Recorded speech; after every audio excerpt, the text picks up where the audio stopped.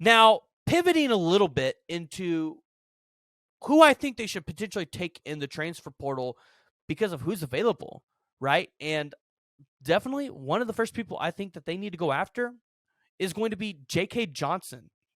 J.K. Johnson is a cornerback out of Ohio State, and in 2022, he only had one tackle, and this is his sophomore year.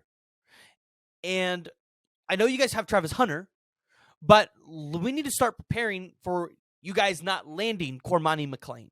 And if you want some more on that, go watch the video at the end here on the end screen. It'll pop up for you. But you guys need to start preparing as if you don't get Cormani McClain and trying to be able to go out there and grab some additional talent out of the transfer portal at that position so that Travis Hunter's not having to do it all for you back there. And I think J.K. Johnson is a really talented guy. This is a guy that potentially could come in, again, fight in the trenches with you, another Big Ten dude, come in and maybe start right away. Another guy that I would really like to see maybe Colorado go in there and look at is the previous 247 5-star, high 4-star composite guy, the 6'5", 300-pound defensive lineman Anthony Lucas. He went to Texas A&M last year. That's where he committed, and now he's in the portal. It's kind of the story that we're seeing with Texas A&M. And when you look at, what Anthony Lucas is able to bring, right? Built through his lower half and carries a little over 300 pounds there. Extremely physical off the line of scrimmage and has a great size. And let's be honest, he's an elite defensive line prospect.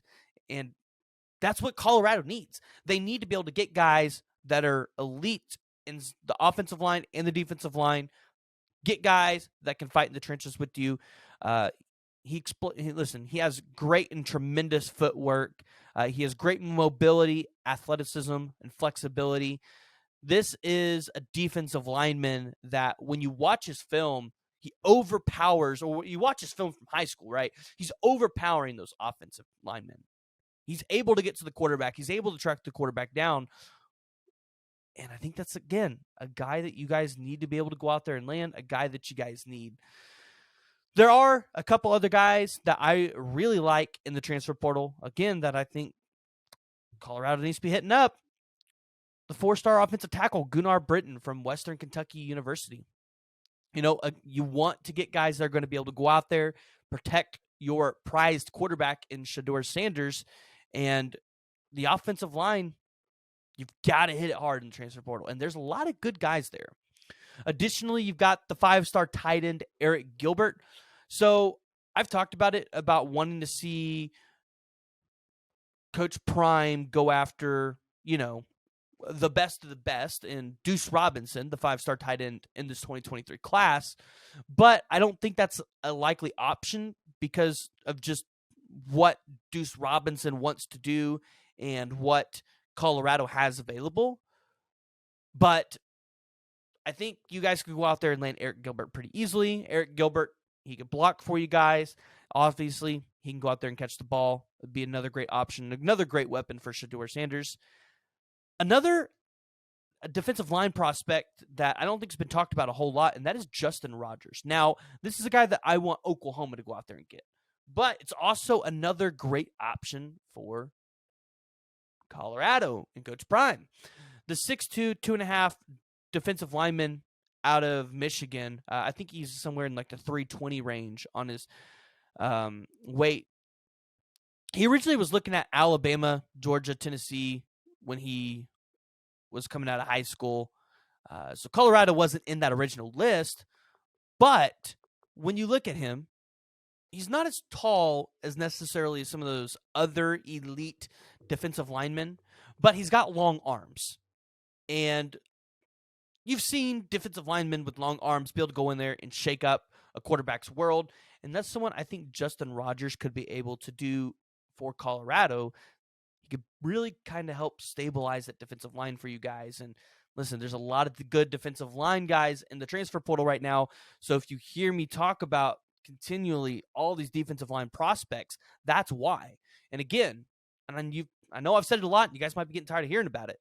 trenches, trenches, trenches, trenches. You have to be able to get guys that are going to fight in the trenches with you, and getting some of these elite prospects, that's how you're going to be able to do it.